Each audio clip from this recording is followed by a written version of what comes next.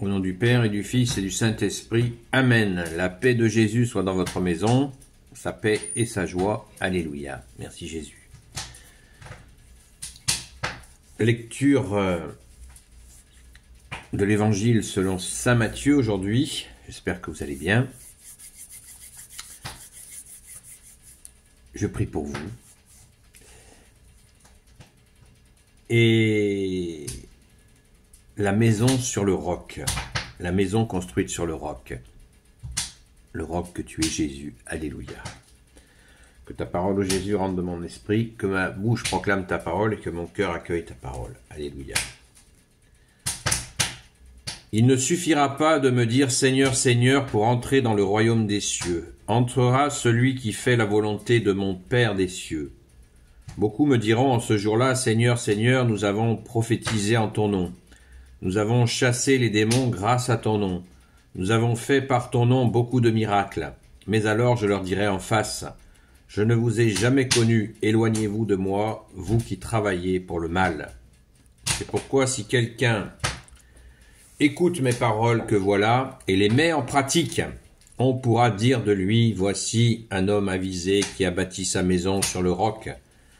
L'averse est tombée, les torrents sont venus et les vents ont soufflé. Ils se sont jetés sur cette maison. Mais elle ne s'est pas écroulée, car elle était fondée sur le roc. Par contre, si quelqu'un écoute mes paroles, que voilà, et ne les met pas en pratique, on pourra dire de lui, voici un homme sans cervelle qui a bâti sa maison sur le sable. L'averse est tombée, les torrents sont venus et les vents ont soufflé. Ils se sont jetés sur cette maison et elle s'est écroulée. Ce fut un vrai désastre. Quand Jésus termina ce discours, son enseignement avait beaucoup frappé les foules. C'est qu'il les enseignait avec autorité et non pas comme leur maître de la loi. Amen. Merci Jésus pour ta parole. Alléluia. Eh ben dites donc, dans ce paragraphe, la maison construite sur le roc, il y a des jours et des jours de compréhension. Merci Jésus. Cet épisode, au verset 21, il ne suffira pas de mettre Seigneur, de me dire Seigneur, Seigneur pour entrer dans le royaume des cieux. Entrera celui qui fait la volonté de mon Père des cieux.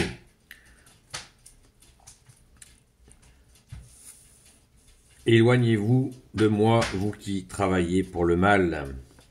Quand Jésus, tu nous dis, une fois de plus, j'ai fait de nombreuses vidéos à ce sujet-là, vous savez, ceux qui guérissent, ceux qui croient guérir les gens en disant « Au nom de Jésus, je te guéris, au nom de Jésus, je fais ceci, au nom de Jésus, je fais cela ». Eh bien, c'est une pratique très courante dans les milieux évangélistes.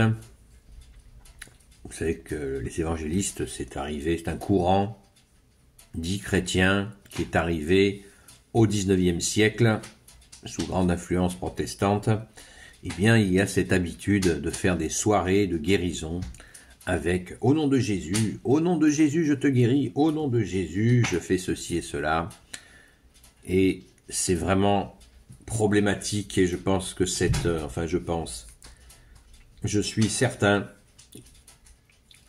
que cette parabole vient à point nommé, car Jésus précise, beaucoup me diront, verset 22, « En ce jour-là, Seigneur, Seigneur, nous avons prophétisé en ton nom, nous avons chassé les démons grâce à ton nom, nous avons fait par ton nom beaucoup de miracles. Mais alors je leur dirai, en face, je ne vous ai jamais connus, éloignez-vous de moi, vous qui travaillez pour le mal. » C'est impressionnant. Donc on ne peut pas s'improviser ou s'auto-proclamer apôtre ou envoyé de Jésus à faire des miracles. C'est pas possible. Ça n'est pas possible du tout. Pour faire des miracles envoyés par Jésus, bien déjà, il faut être dans son Église catholique. Il faut être fidèle et constant et à un moment donné, peut-être par grâce, recevoir un don comme les a nommés saint Paul, qui en a fait la liste des charismes. Ça peut arriver à certains d'entre nous, c'est arrivé à tant de saints qui sont restés bien fidèles à ton Église, ô Jésus.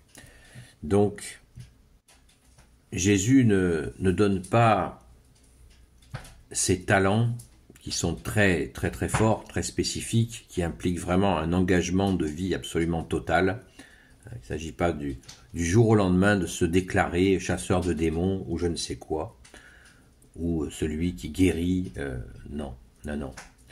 C'est vraiment le malin, on l'appelle le séducteur. Jésus tu nous l'as dit lui-même, le prince du mensonge, le prince de ce monde et le prince de ce monde est le prince du mensonge. Donc, le diable peut y compris se faire passer, vous faire croire que vous avez ce talent-là pour tout simplement être dans l'illusion et ainsi bien se moquer de notre bien-aimé Jésus. Et Jésus avertit, pour entrer dans le royaume des cieux, entrera celui qui fait la volonté de mon Père des cieux. C'est quoi faire la volonté du Père? Très important. Qu'est-ce que c'est que faire la volonté du Père? Eh bien, faire la volonté du Père, nous apprenons dans d'autres séquences d'évangile, c'est glorifier son Fils. Et oui, le Père a tant aimé le monde, nous dit la parole, qu'il a envoyé son Fils unique, son Fils bien-aimé, Jésus le Christ Jésus. Voilà la volonté du Père. Donc vous pensez bien que celui qui fait, ou celle, parce qu'il y a aussi des femmes, qui croit faire des miracles, et qui en fait n'a jamais été appelé par Jésus pour le faire, puisque ces personnes-là partent souvent du principe que c'est écrit. Voilà, Jésus a dit, allez dans le monde, ouvrez les yeux des aveugles, ouvrez la bouche des muets, ouvrez les oreilles. Non. Jésus a donné cet ordre, cette mission. On l'a vu aux apôtres, on l'a vu aux 72 disciples appelés, parce qu'il y a les disciples appelés et non appelés. Eh bien, il nous faut énormément d'humilité, de constance, de persévérance pour accueillir un jour peut-être la grâce de faire cela. Mais il y a tant de choses à faire. Déjà, le simple fait de prier, c'est un miracle. De se mettre en prière pour des gens qui souffrent, oui, ça nous pouvons le faire et Jésus nous demande de le faire à tous, de prier les uns pour les autres. C'est le sens, c'est tout à fait dans le 2e commandement, aimez-vous les uns les autres. Et quand nous prions, eh bien, c'est avec humilité, puisque notre prière dépend totalement de toi, ô Jésus. J'imagine que tous les saints qui ont fait des miracles étaient bien sûr totalement dépendants de toi aussi, Jésus, pour ces miracles. Comme le dit Saint Pierre, ça ne vient pas de lui, ça vient de Jésus le ressuscité. Donc, vraiment humilité, grande humilité. Nous poursuivrons cette lecture, cette compréhension de cette lecture, si vous voulez bien, dans une 2e partie. Car Jésus dit, la maison construite sur le roc, c'est bien le titre de ce paragraphe, eh bien, pour ne pas tomber dans ce délire orgueilleux de s'imaginer qu'on peut faire des miracles au nom de Jésus, comme ça, de nous-mêmes, eh bien Jésus va nous expliquer dans quelques instants